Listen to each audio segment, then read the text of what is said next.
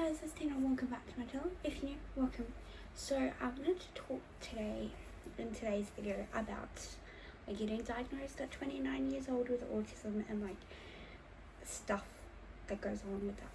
So I got diagnosed at 29 with autism, and so basically how that came about is my support coordinator for NDIS wanted to get me reevaluated, reassessed, all of that kind of stuff, because I was originally only classed as an unspecified intellectual disability, and so I got reassessed by a psychologist, and he diagnosed me as having autism level 2 with an accompanied moderate intellectual disability.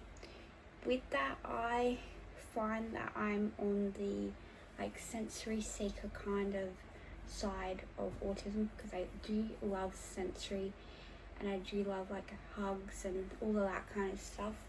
So I love that sensory input kind of, I guess is how you explain it. So the sensory input of a hug, or the sensory input of sensory aids or toys, just that sensory input is what I thrive on, and I thrive on routine.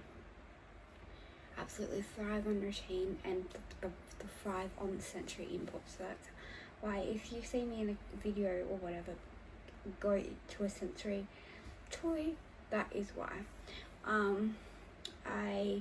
And also my psychologist or my psych that I see on a fortnightly basis has noticed a difference in me and my mental health since getting that diagnosis. Since getting that diagnosis, my mental health has really improved. I am now 3 months self-harm free, going on 4. Incredibly proud of that. And my mental health has just been way better, and that is because I can better understand myself and better say, okay, that's because I have autism, I do that because I have autism,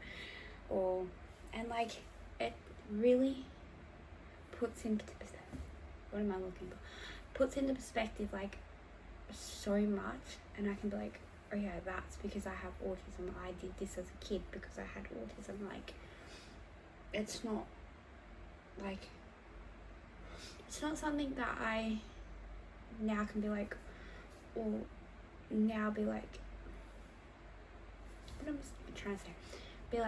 Before, it would be okay, why am I doing this, or why is this happening, or whatever. But now it's knowledge that it's because I have autism. And getting diagnosed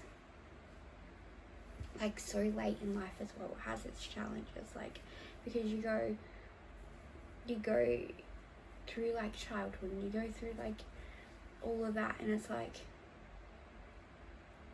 hard for people to understand you.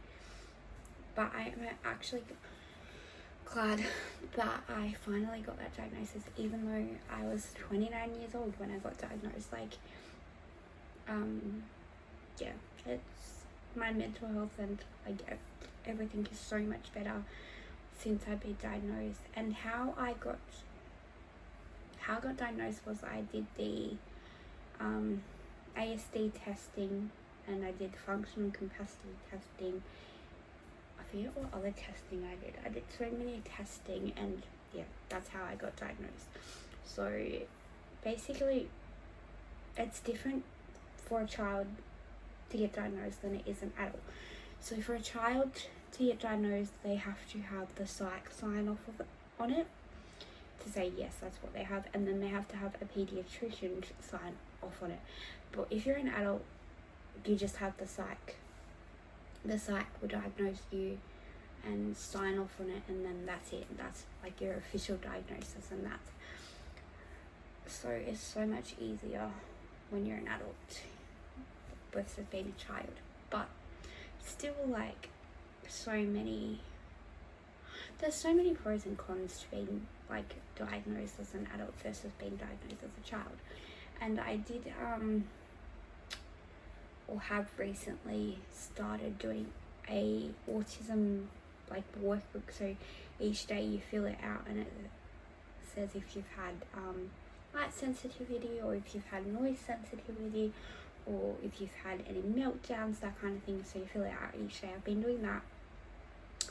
I've also been doing a lot of journaling recently, which helps me because I hate talking, and like communication is a big part of my, well, I don't know if it's the same with everybody, but I struggle with communication with my autism. I struggle significantly with communication. Like if it's somebody, like it takes me a while to warm up to people, and then when I do warm up to people, I'm like, I don't give a shit, and I talk to them like whatever, but like it takes me a while, and yeah, that's just me, and that's how I've always been. Like I've always taken a while to talk to somebody or whatever, communication stuff. What else was there? What else do I need to say? So yeah, I've been journaling a lot, and then just showing people what I write, and then they can read it, and then they can talk to me about it if they need to or whatever.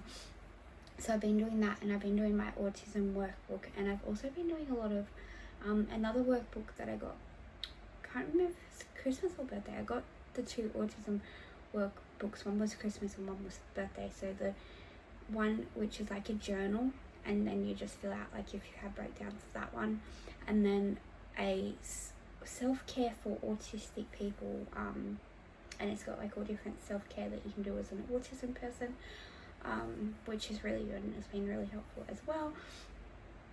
I've just been buying a lot of autism like books and stuff to also better understand autism, and a lot of like autism merch and stuff as well, which has been fun. So yeah, that is it for this video. If you want to subscribe, you can subscribe down below. Bye.